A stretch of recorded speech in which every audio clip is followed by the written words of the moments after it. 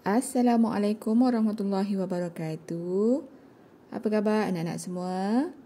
Bertemu lagi kita pada hari ini dalam mata pelajaran Sains Awal Prasekolah. Baiklah, hari ini kita akan belajar tentang perubahan keadaan air. Tahukah anak-anak bahawa air yang kita minum setiap hari itu boleh mengalami perubahan pada waktu-waktu yang tertentu dan dalam keadaan yang tertentu. Baiklah, hari ini kita akan belajar tentang perubahan keadaan air. Ini ialah air. Air yang kita minum setiap hari adalah dalam bentuk cecair. Ini pula adalah ais. Ais yang sejuk ini adalah dalam bentuk pepejal. Ais dalam bentuk pepejal kerana ia keras dan boleh dipegang. Ini pula adalah wap air. Wap air yang kelihatan seperti asap ini adalah dalam bentuk gas.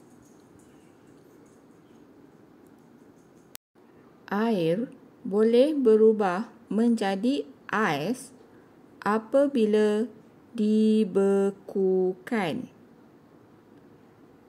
Proses ini dipanggil sebagai pembekuan. Air boleh dibekukan dengan cara menyimpannya di dalam peti sejuk. Jom cikgu tunjukkan eksperimen air menjadi ais. Kita perlukan air dan juga bekas ais. Cikgu tuangkan air ke dalam bekas ais.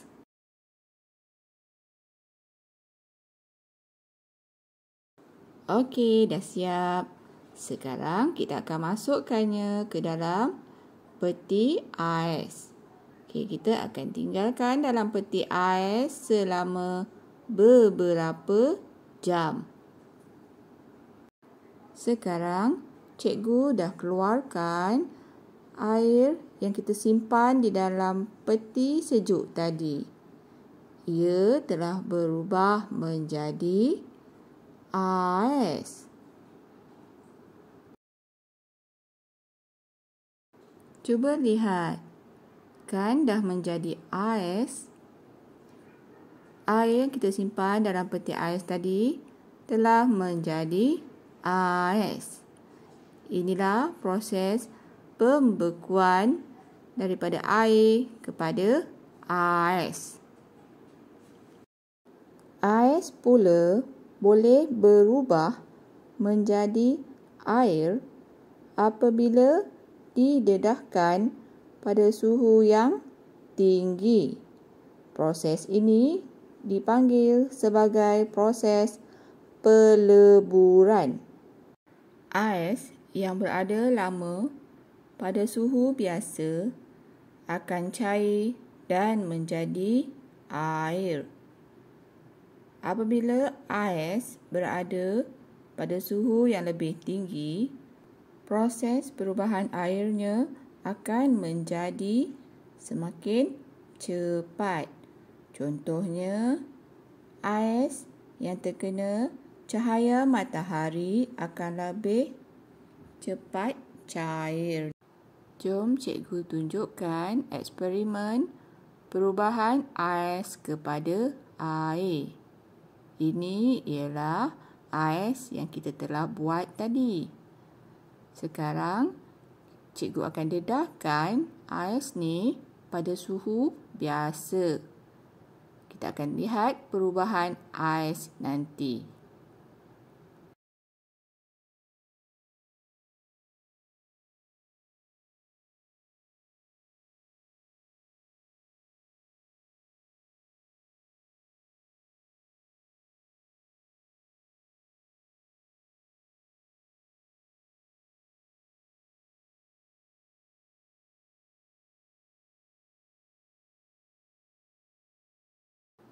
Inilah hasilnya.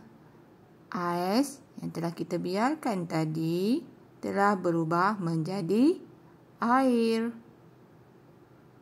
Air juga boleh berubah menjadi wap air. Air berubah menjadi wap air apabila dididihkan di atas dapur ataupun dimasak. Proses ini kita panggil sebagai proses pendidihan. Air yang dimasak akan menghasilkan wap air.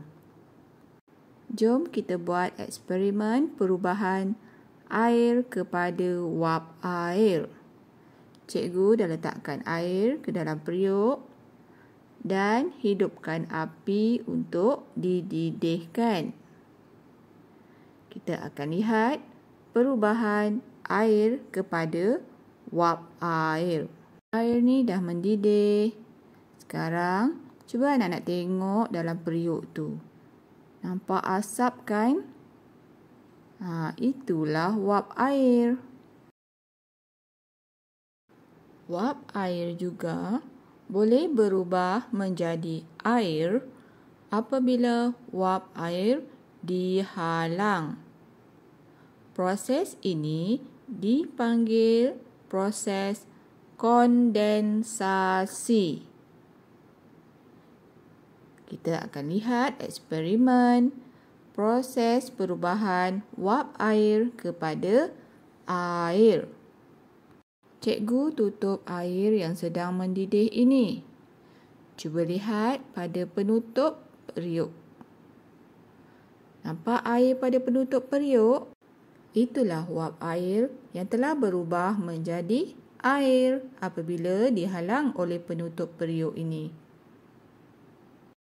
Untuk hari ini, anak-anak telah belajar tentang proses perubahan air kepada ais dan sebaliknya ais kepada air dan proses perubahan air kepada wap air dan sebaliknya wap air kepada air.